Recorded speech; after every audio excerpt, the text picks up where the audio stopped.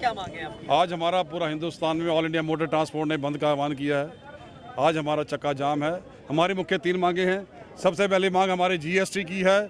GST में हमारे जो छोटे ऑपरेटर हैं वो कंप्लाइंसेस पूरी कर नहीं सकते। सरकार ने वादा किया था कि हम इसको रजिस्टर्ड होने के लिए मना करेंगे, लेकिन दुर्भाग्य की बात है उनको मजबूरन रजिस्ट्रेशन होना पड़ेगा जो इन्होंने कानून बनाए हैं। और जीएसटी की वजह से हमारे जो पुराने ट्रक सेल करेंगे उस पर भी 28% ड्यूटी है, जिससे कि हमारा गरीब ऑपरेटर मर जाएगा। और दूसरा हमारी मांग डीजल के ऊपर है। डीजल पूरे दुनिया में, पूरे विश्व में कम हुआ है।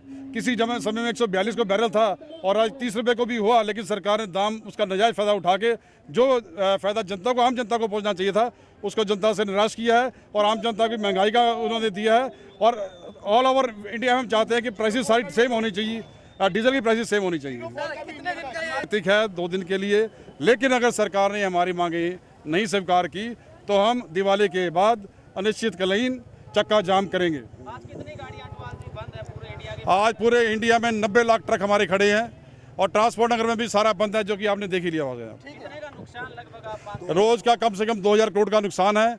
ये नुकसान हमारे ट्रांसपोर्टर भाइयों का भी है, क्योंकि ऑलरेडी हम सारे हिंदुस्तान में इतना पैसा हमसे लिया जाता है, जबरन 80,000 करोड़ रुपया लिया जाता है पूरे साल का, जो कि जीडीपी का बहुत बड़ा हिस्सा है। तो हम चाहते हैं सारी चीज़ें बंद होनी चाहिए। इन 2 मुद्दों के अलावा हमारा एक सबसे बड़ा और मुद्दा करप्शन का है, जो पूरे भारतवर्ष में हमारे ड्राइवर भाइयों का, हमारे मालिकों का शोषण हो रहा है। डाटा हमारे पास भी है, डाटा सरकार के पास भी है।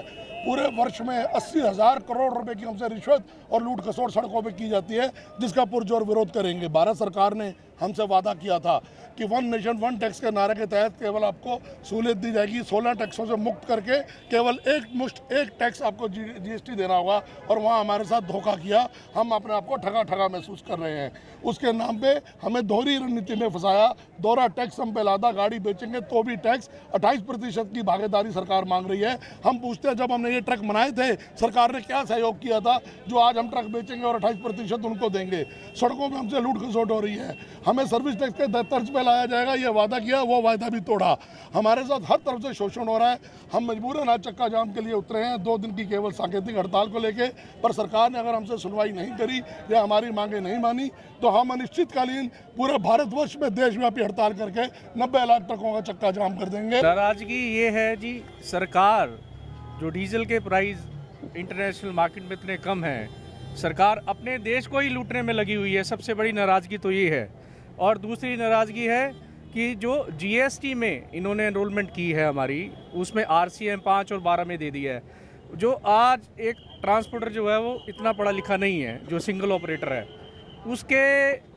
उसको ये चीज़ें समझने के लिए समय चाहिए। अभी आप लोगों ने किस तरीके से प्रदर्शन किया है? अभी हमने अपनी सरकार के जो बहरे कान हैं उसको थोड़ा सा जगाने के लिए हमने यहाँ पर ऑल ओवर इंडिया में बंद किया है, जो हमारी शीर्ष संस्था है AIMTC के तत्वाधान में। सर ये कब तक चलेगा? क्या 2 दिन का सांकेतिक? अभी ये सांकेतिक हड़ताल है 2 दिन की। अगर सरकार की कानों में जू नहीं रेंगती तो हम दिवाली के बाद अनिश्चितकालीन हड़ताल करेंगे। सरकार ने ट्रांसपोर्टर को 2 धड़ों में बांट दिया है, एक आरसीएम एक एफसीएम।